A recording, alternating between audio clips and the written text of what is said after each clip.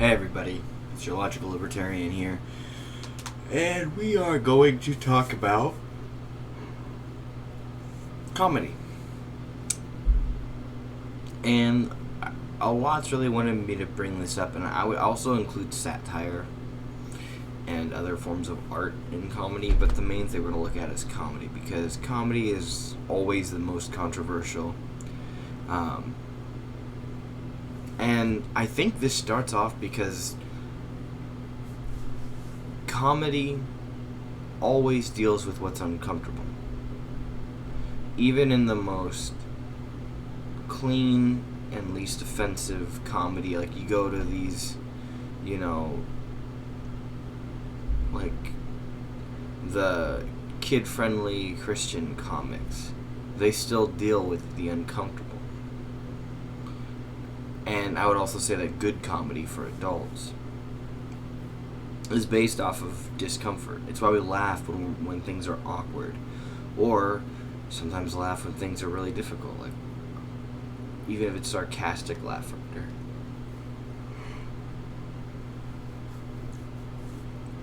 It seems to be a natural human response to find humor in misery. I think it's a coping mechanism. In fact, many believe it is. But oftentimes with comedy, you always hear, you can't joke about that, you can't joke about this, that's too far, you can't say that, you can't do this. Limits on you can't joke about things like rape or terrorism or murder or suicide, or they say you can't joke about religion or this religion or politics. You can't joke about things that are divisive, or you can't joke about this race or this gender or that group of people. You can't make jokes about them. There's so many limitations based on mostly not wanting to hurt people's feelings, but I think it's less on that and more on it's less on not wanting to hurt people's feelings and more on not wanting to make people uncomfortable with the subject matter.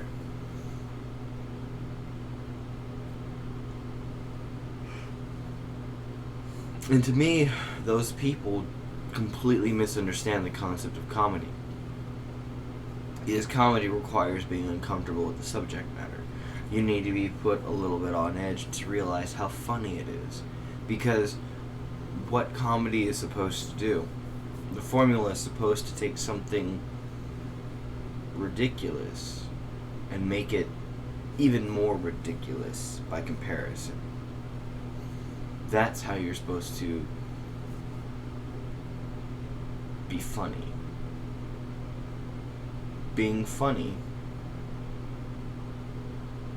is supposed to be taking something ridiculous,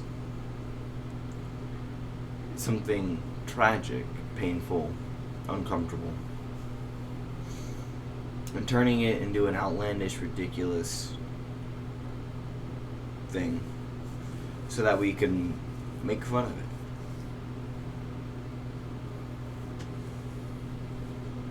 it. But many times people they don't do that. Either some people don't know how to make that joke work, and that's common, it happens. But a lot of people take such great offense to it. They allow the discomfort to come through and don't see the humor, see the irony, see the ridiculousness, that they just attack it. And this happens with all sorts of groups. This happens with liberals and conservatives or libertarians who get upset about it. Obviously most totalitarians get upset about any joke that they don't approve of beforehand. It happens all the time. But the thing is comedy falls under an art, and the thing with art is subjective. It's the same with a drawing or a painting or a movie or a book, or a picture. Now let's take, for instance, the Kathy Griffith thing, where she took a picture with a prop severed head of Trump. Now, while that does insinuate, it does offer quite a few negative messages that sometimes could be considered treasonous. It's supposed to just be art. It's supposed to be edgy, and it's supposed to be uncomfortable. But it's still considered art. And the thing too is all art. All of that. There are two things people need to know. Is one, all of that falls under free expression, free speech. I'd say as long as you are not making a legitimate threat, which you could interpret that as a threat, or as long as you're not inciting, people say inciting. I wouldn't say inciting violence, but rather ordering and demanding violence.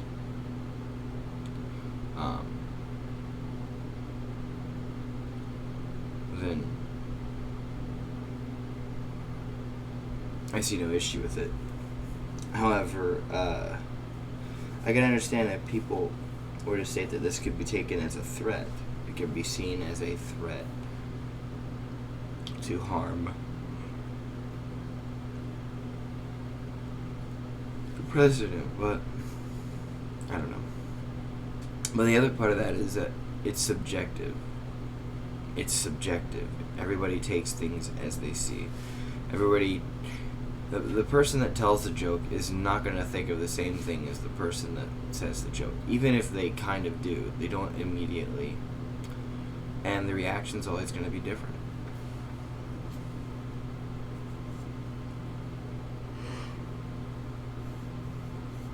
You can tell two very similar people the same joke, and one will laugh harder than the other.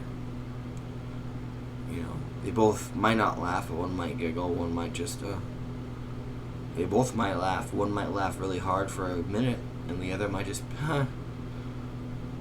That's it. It's subjective. And that's where you get the controversy. Someone might make a joke about rape, and a certain political group and some other groups might get pissed off about it, and other groups will come to his defense. Other people will come to their defense. And a lot of times it has to do with political things too. A lot of jokes are attacked due to political positions. You can't make a joke about Christian religion without the conservatives getting pissed at you. You can't make a joke about any conservative position without conservatives getting pissed at you. You can't make a joke about any quote-unquote political minorities or Muslims without liberals getting onto you. You can't make a joke about any liberal positions without them getting onto you. Obviously, religion is a big one. And you make a joke about any religion, typically some of those people are going to be pissed. Whether you have people being pissed on their behalf, like social justice warrior types, or people who claim to be from that religion, whether they are or aren't, that feel offended. And it happens. And that's one thing that I think every comedian who understands that, who really takes the concept of comedy seriously, knows that that's just how it's going to be. Not everyone's going to laugh at my joke. There are going to be people that hate it.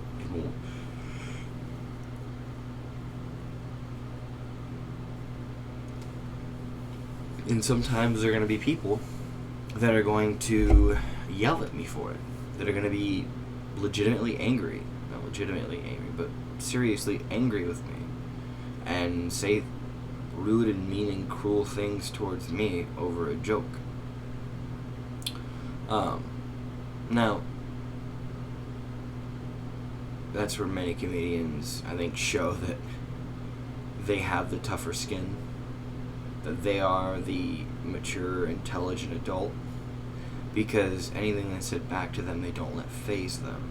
They don't say, oh, well, he said I'm a dirty, rotten misogynist. I think he should be banned from the news. No. They just say, oh, no, he's stupid for being offended. I don't care, it's a joke. And that's it. They don't let that get to them. Which to me shows that they not only... Comedians that do that not only understand how comedy works, but they understand how being an adult works, which is you're going to be met with stuff that makes you uncomfortable every single day. And you just have to deal with it. You just have to live with it. You have to move on. And it's just... It's upsetting because the unfortunate thing is while many times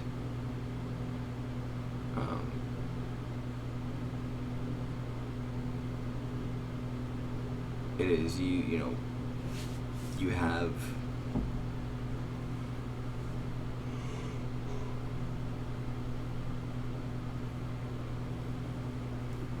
sorry about that. Many times you have comedians getting attacked for jokes that are just jokes. There are quite a few times where you have people run to it was just a joke when they say something that they legitimately meant to be harmful and are just running to it's just a joke when they get caught.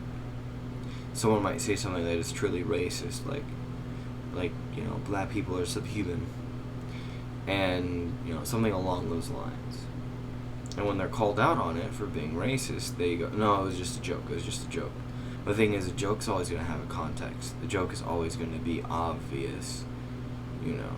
There's obvious signs that it's a joke. Long pauses, tone, facial expressions, the context of the discussion. You don't just say something seriously or seem agitated or angry or matter-of-factly. And if you do say it a matter-of-fact way, you don't, you know, there's a lot of context to the comedy. Take, for instance, Stephen Colbert. Most of his comedy comes with context of, well, I am playing a character and everything I say is supposed to be ironic or funny.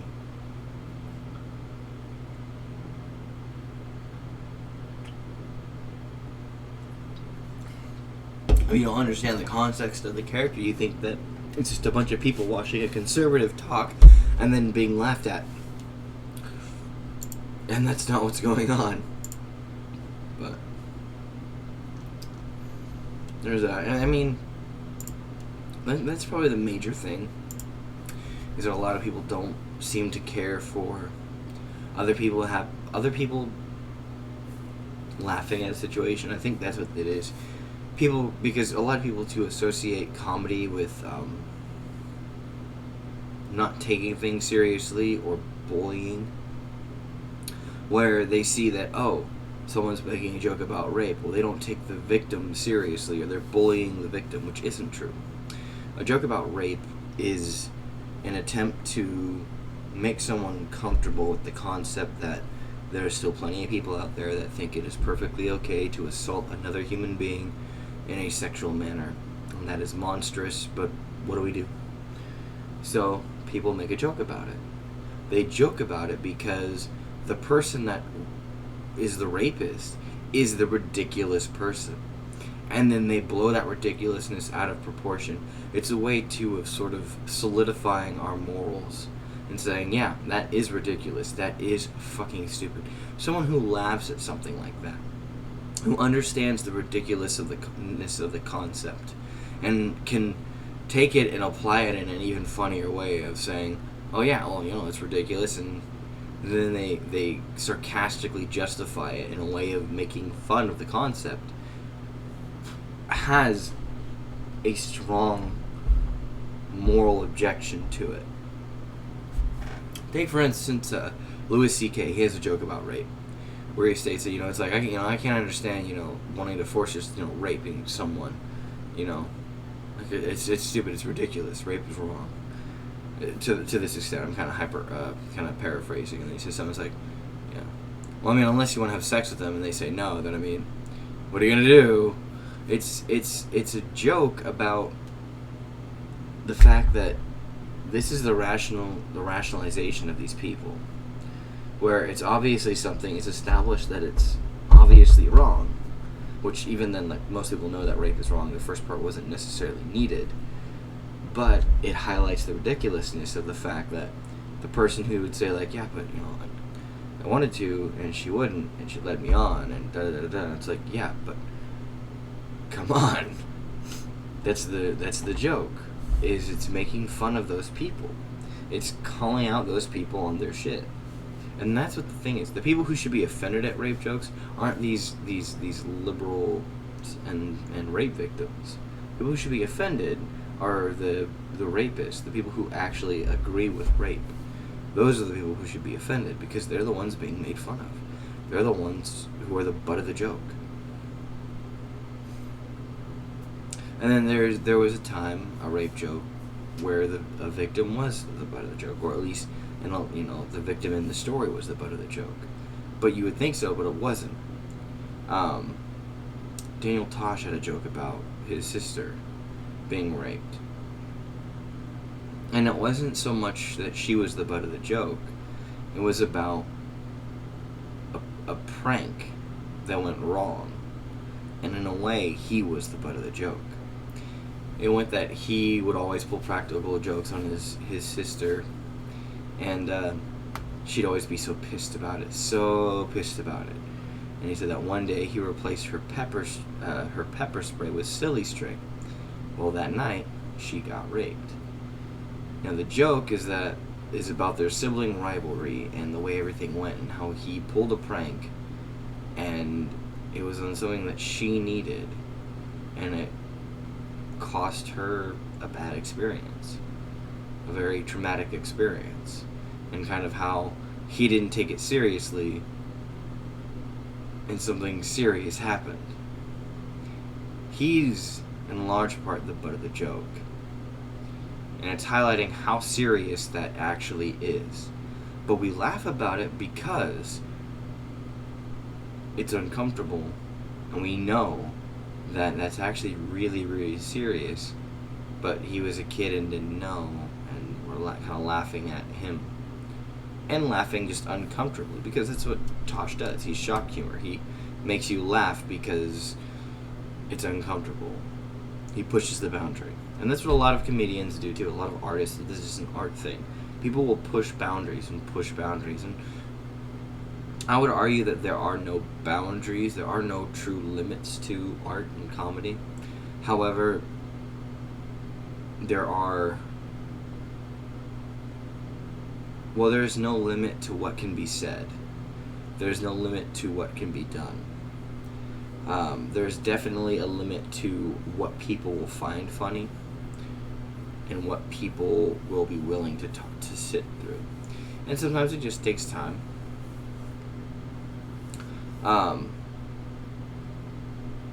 Jokes in the 50s about gays were probably, or almost like talking, and that's the context is the biggest thing. In the previous time, jokes having to do with homosexuality, kind of making fun of it as if it's morally reprehensible. That's the context. Those jokes aren't funny anymore, because being gay isn't morally reprehensible. Jokes about abortion today weren't that funny then, and they may not be funny in the future. Who knows? And that's the thing is comedy is supposed to be. A lot of people would say that comedy is tragedy plus time, and I would agree that when it comes to telling a good joke that's going to be the most effective, you want to offer some time to the tragedy you're discussing. But unfortunately, you're not always going to win, and you will never win completely. These things like rape, there wasn't some mass raping that happened last week. I mean, there was one in like Germany a few years back, but it wasn't like out, ISIS flew into LA and just had a big mass raping. If you were to make a joke about that, for many people, there is never going to be enough time for that. They're always going to be attacking you for the joke. But jokes about things like, say, 9/11, or jokes about things like the Boston bombing, the Manchester shooting, I think they just recently had a shooting in Munich. Jokes about things like that are always better told with time. However, sometimes something funny comes to your mind. Sometimes you think of something funny now, and now is the time to say it. And I don't think that, and the thing is, there's no set formula for how long you have to wait. Sometimes it's a few seconds, sometimes it's a few months, sometimes it's a few years. Depends on the audience. I wouldn't tell a 9/11 joke in New York in the middle of September. But maybe now, it might be funny. Context is really important when it comes to telling a good joke, and understanding how funny and why the joke is a good joke. And there are jokes that are good, there are jokes that are funny, but they do push the envelope. And there's nothing wrong with pushing the envelope. There's nothing wrong with pushing the limits, but you have to realize that you will probably not have good success with your audience if the joke is obviously going to offend them.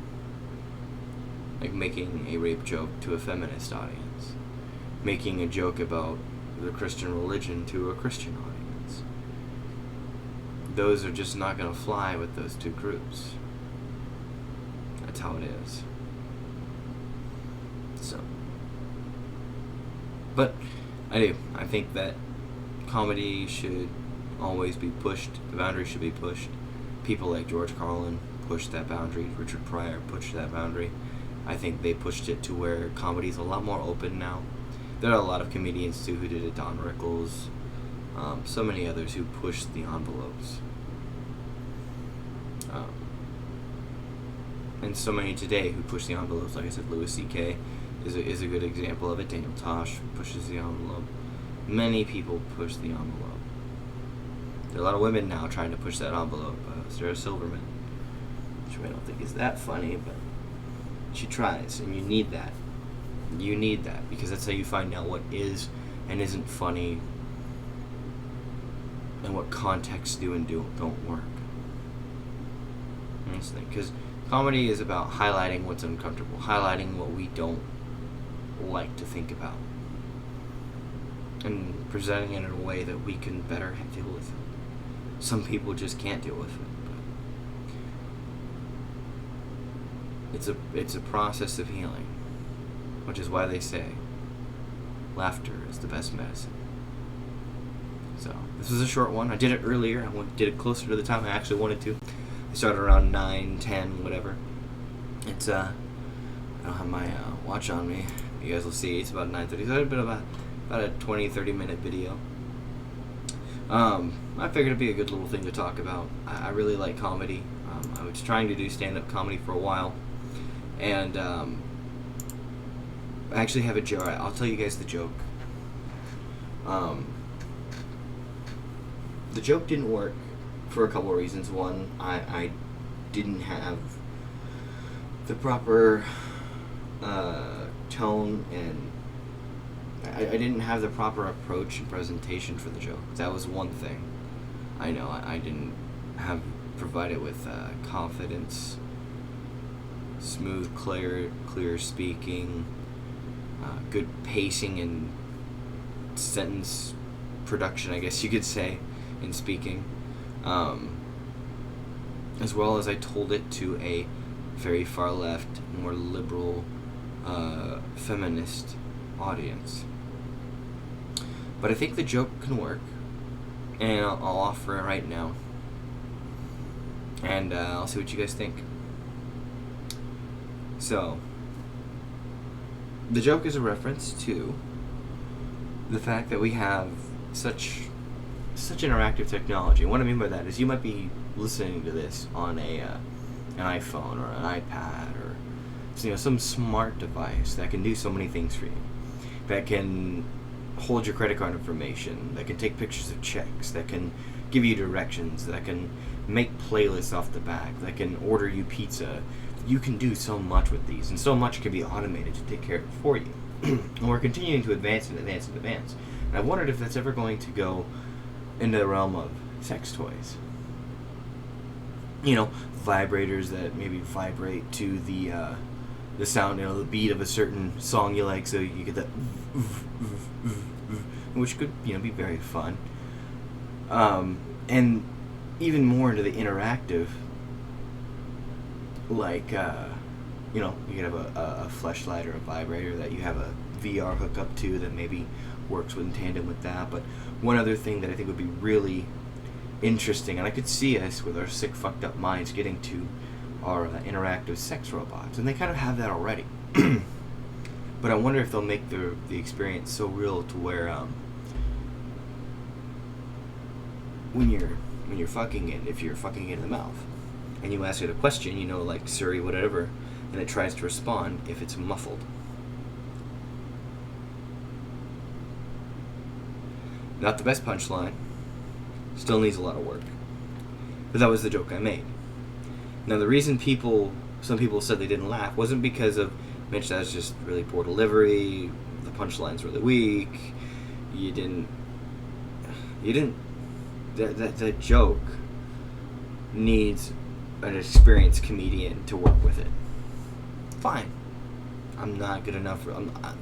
Pretty much, Mitch, you're not good enough to make that joke work, is a fine example and a fine statement. I understand that. But to be upset with the fact that I said fucking in the mouth, that they took it as a derogatory concept, that was what upset me. Because you didn't tell me, I wasn't told why the joke didn't work. Someone just got offended by a concept. And the comedian that got upset with me about it is a comedian that jokes about sexual conquests all the time, about getting yeast infections, about fucking homeless people, how their sexual conquest is okay. My joke about a hypothetical sex robot is not. And the thing is, I'm making fun of not women or sex slaves or sex robots. I'm making fun of the men that would buy it. The MGTOW that would say, yeah, a sex robot that does everything for, I don't need a woman. But of course I didn't offer the best context, and my joke was kind of boring, so I can understand them kind of trailing off and not thinking about it. But anyway, just wanted to throw that out there and think, if you guys could think of a better way to maybe tell that joke, offer it. If you're a comedian and you think you could take parts of that and make something really funny, do it. But that's that. Like I said, I tried doing stand-up for a bit, and my schedule also didn't allow it, and I was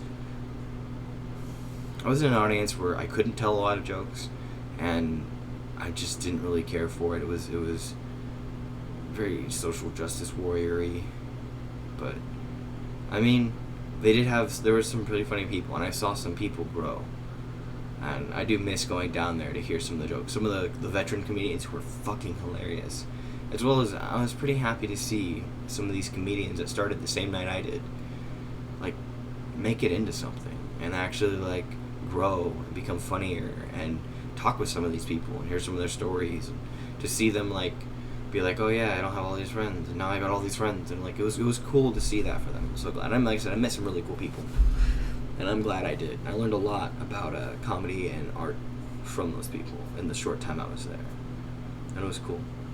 Those people were cool. So, regardless of that, even that comedian, that like, it was cool to meet all of them and to hear their story. Like, you have no idea how amazing that was. But yeah. Check me out next time. Should be around the same time, sometime in the morning, when my lazy ass decides to.